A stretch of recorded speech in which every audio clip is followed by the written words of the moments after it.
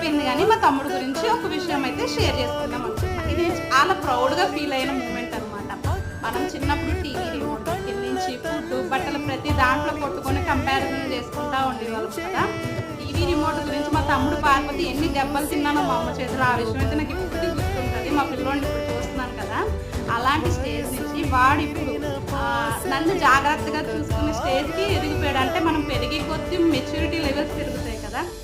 "అక్క నువ్వు పడుకోలే, నేను నా వర్క్ అయిపోయిన తర్వాత నేను పని చేస్తానులే" అని నేను పడుకున్నాక మొత్తం అంతా పని చేసేసుకొని, నేను లేచేటప్పుడు మొత్తం అంతా క్లీన్ చేసేసేవాడనమాట. అంటే అది చిన్న విషయమే అవ్వచ్చు. కానీ నాకది చాలా ఆనందాన్నిచ్చింది. అంటే నేను పడుకొని లేసాక మళ్ళీ నేనే చేసుకోవాలి. కానీ వాడు చేసేసాడు కదా! అంత ఆనందం. అందులోను ఇంకా నేను నా థ్రెడ్ బ్యాంగిల్స్‌ని వాడే ప్యాకింగ్ చేసి అన్నీ కూడా చేశాడు. అవన్నీ నాకు చాలా అంటే చాలా ఆనందాన్నిచ్చాయనమాట. ప్రౌడ్‌గా ఫీల్ అవుతున్నా. కొట్టుకునే స్టేజ్ నుంచి ఈ